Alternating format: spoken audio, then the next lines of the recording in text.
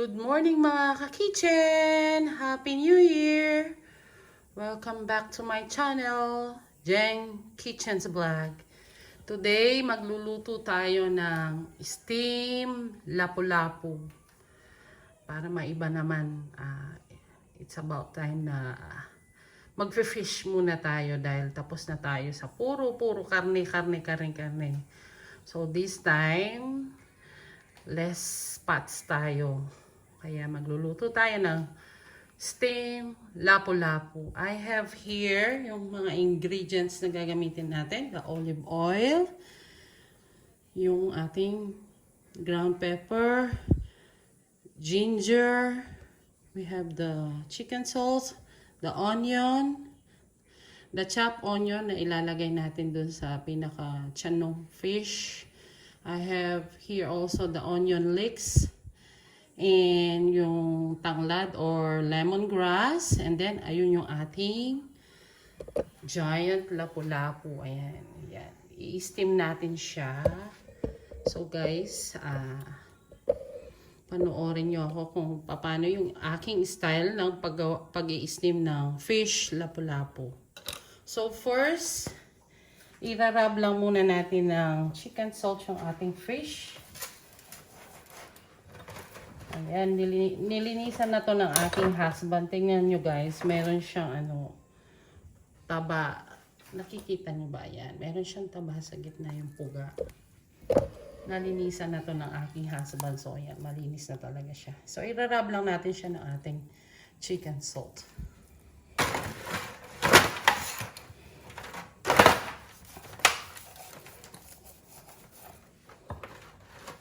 Ganyan lang guys.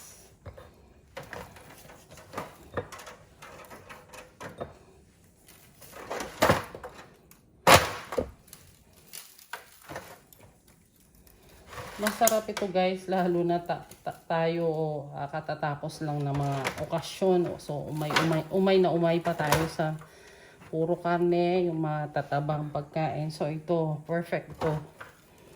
Yan. Tapos ilalagay ko lang yung aking chopped onion sa pinaka belly ng ating isda. Para mabango siya. Yan. Ganyan lang guys. Napakasimple lang to dahil wala man tayong masyadong gagawin. Puro lang tayo paglalagay, pagrarab sa isda. Then, yun, lulutuin lang natin sa ating steamer. Diba, ganyan lang. Tapos, irarab din natin yung ating ginger para maalis ng konti yung ating lansa sa fish.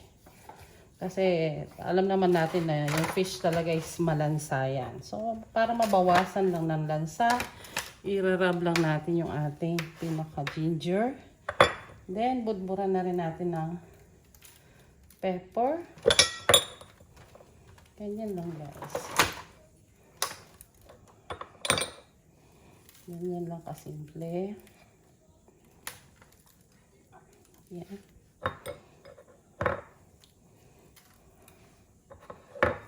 Ganyan lang.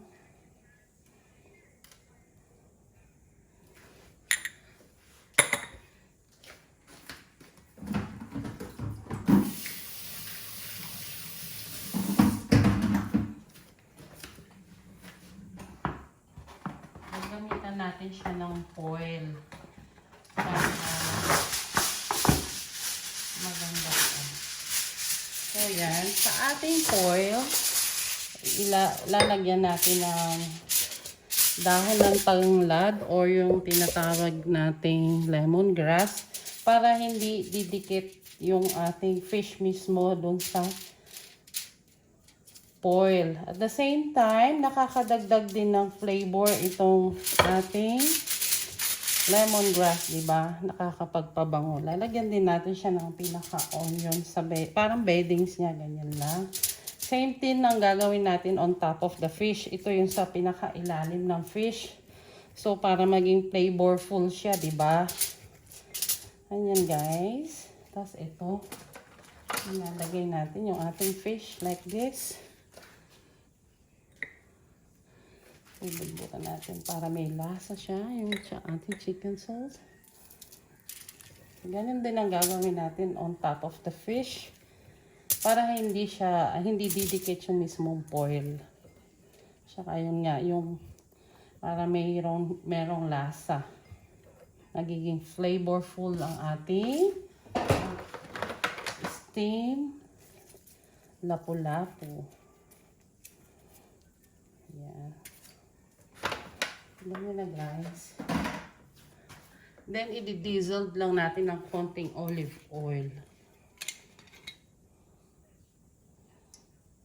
Sa pinakabed niya. Ganyan lang. Then, tatakpan na natin siya.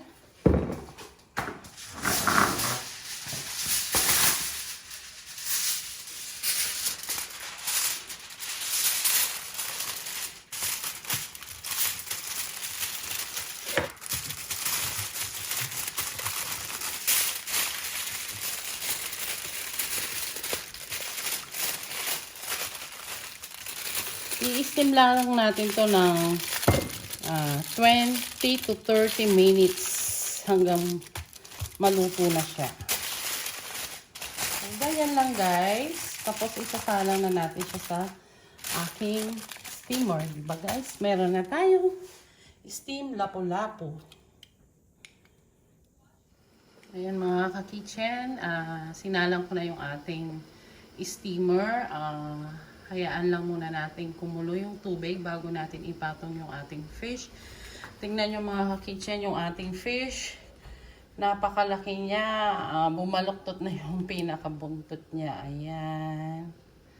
So, hintayin lang natin kumulo yung ating tubig din. Ayun, kumukulo na. Papatong natin. So guys,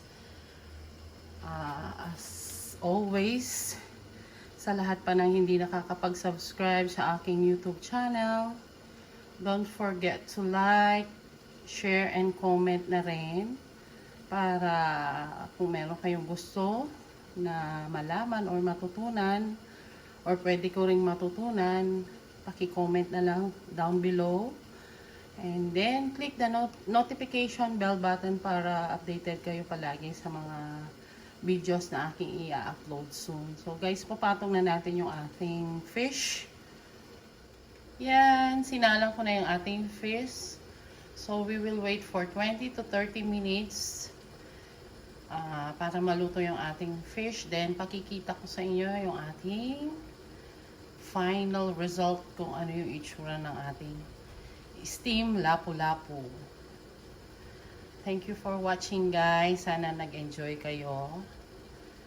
Abangan nyo yung ating steam fish Lapu Lapu. Ito na guys, pag masdan nyo ang ating steam Lapu Lapu, tingnan nyo hindi man nasira yung ano niya, yung balat niya, dahil nga meron siyang toppings. Hindi totally dumikit yung ating foil. So yan, napakasarap ng itsura niya, diba? So guys, thank you for watching. Have a nice day and enjoy the rest of the day. Ingat palagi and God bless. Bye!